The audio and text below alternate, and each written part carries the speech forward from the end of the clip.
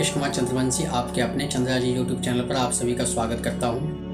अगर अभी तक आपने हमारे चैनल को सब्सक्राइब नहीं किया है तो चैनल को सब्सक्राइब करें, वीडियो को लाइक करें और बगल में बने हुए बेल आइकन को दबाएं, ऑल वीडियोज़ पर सेट करें, जिससे मैं अगला वीडियो जब भी डालूंगा तो उसका नोटिफिकेशन आप तक पहुँचेगा सबसे पहले और आप हमारा वीडियो देख पाएंगे सबसे पहले। जैसा कि आप सब जानते हैं कि यह जो भुर्जी शब्द है यह किसी भी धर्म ग्रंथ या इतिहास ग्रंथ में नहीं मिलता है, लेकिन उसके बावजूद भी कुछ लोग बाग शब्दों के अर्थों को तोड़ मरोड़ कर प्रस्तुत करते हैं और यह बताने की कोशिश करते हैं कि यह जो भुर्जी शब्द है यह एक संस्कृत का शब्द है, जबकि सच्चाई यह है कि जो व्यक्ति बाहर पर कढ़ाई पर काम करते हैं वह उन वस्तुओं का निर्माण करते हैं जिनको कि खाया जा सके, इसी से वह भुर्जी कहे जाते हैं। जैसे कोई व्यक्ति दारू पीने लगता है, शराब पीने लगता है तो लोग बाग उसको कहते हैं कि यह एक शराबी है। कोई व्यक्ति जुआ खेलता है तो लोग बाग उसको कहते हैं कि यह एक जुआरी है। ठीक इसी प्रकार से जो व्यक्ति बाहर पर कढ़ाई पर काम करते हैं इसी से उनको भुर्जी कहा जाता है, अर्थात कि जो बाहर पे काम करते हैं उसी से उनका नाम भुर्जी या फिर भुर्जी नाम से पुकारे जाते हैं या फिर जो कहे जाते हैं। यही है, इसी से भुर्जी कहे जाते हैं, क्योंकि कर्म के अनुसार ना कि जाति के अनुसार। क्योंकि रामचरितमानस में भी लिखा है, कर्म प्रधान विश्व रचि राखा, को कर कर्म बढ़ावे शाखा।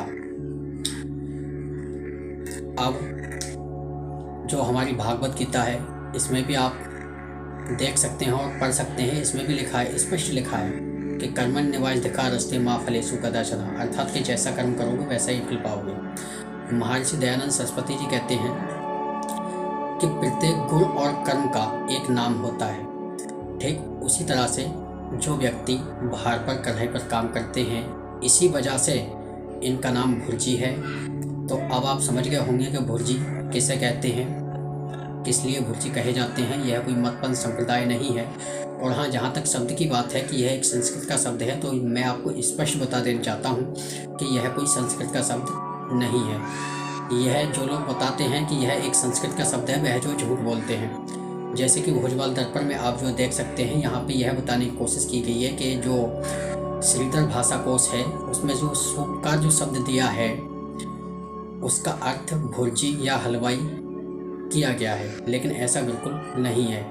आप श्रीधर भाषा कोश में सूपकार शब्द के अर्थ को देख सकते हैं, यहाँ पे स्पष्ट बताया गया है रसोईदार या रसोईया, यही इसका अर्थ होता है, ना कि भुर्जी।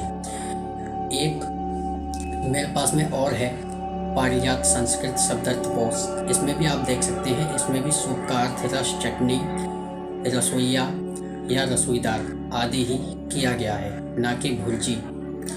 तो जो लोग बाग शब्दों के अर्थों को तोड़ मरोड़ कर प्रस्तुत करते हैं और यह बताने की कोशिश करते हैं कि यह जो संस्कृत का शब्द है भुर्जी, तो वह गलत बताते हैं। वह आपको सही अर्थ बताते ही नहीं है, ना ही तो आपको सही शब्द बताते हैं। अगर आप जो सही शब्द की बात अगर करते हैं तो आपने अपने भुर्जी समाज में यह जो देखा होगा कि बहुत से लोग बाग अपने नाम के साथ साथ कंदू, कंदोई आदि शब्द लगाते हैं।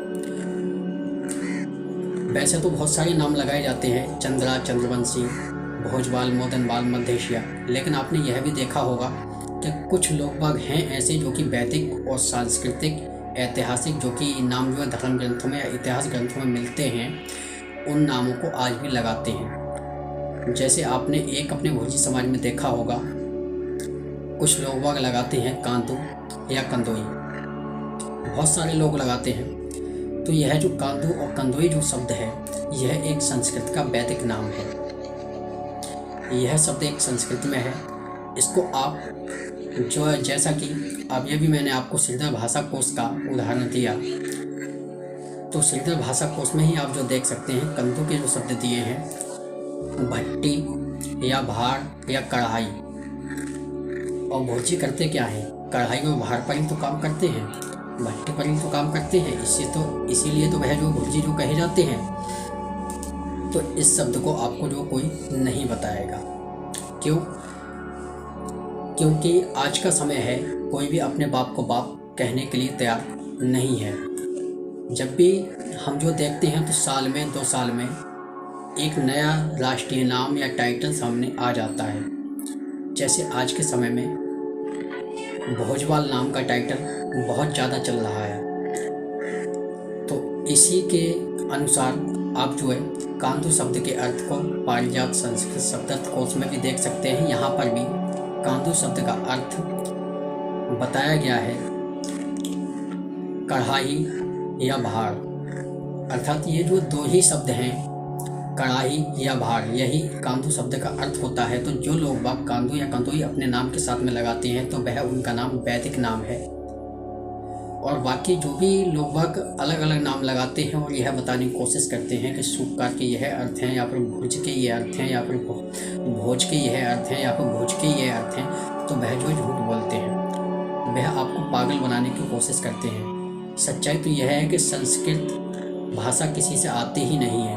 अगर संस्कृत भाषा किसी से आती तो उन्हें यह जो पता होता कि जो कांदू जो शब्द है वह वैदिक नाम है,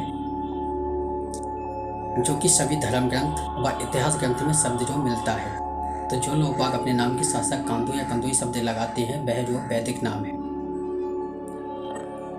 और बाकी जो भी नाम जो लगाए जाते हैं वह जिनकी यह बताने की कोशिश की जाती है कि यह जो है संस्कृत के नाम है, बाबला जो भुर्जी शब्द है यह एक संस्कृत का शब्द है, तो वह झूठ बोलते हैं। भुर्जी क्यों कहा जाता है? भुर्जी जो इसलिए कहा जाता है क्योंकि बाहर पर कढ़ाई पर काम करते हैं।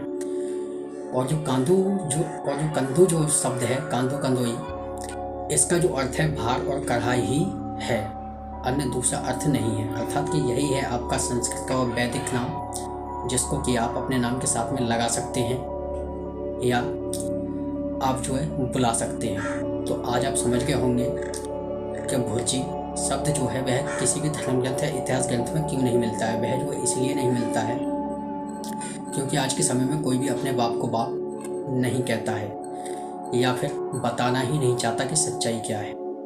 तो आज और अभी के लिए इतना ही। अगर अभी तक आपने हमारे चैनल को सब्सक्राइब नहीं किया है तो चैनल को सब्सक्राइब करें, वीडियो को लाइक करें और बगल में बने हुए बेल आइकन को दबाएं, ऑल वीडियोज़ को सेट करें, जिससे मैं अगला वीडियो जब भी डालूंगा तो उसका नोटिफिकेशन आप तक पहुंचेगा सबसे पहले और आप हमारा वीडियो देख पाएंगे सबसे पहले।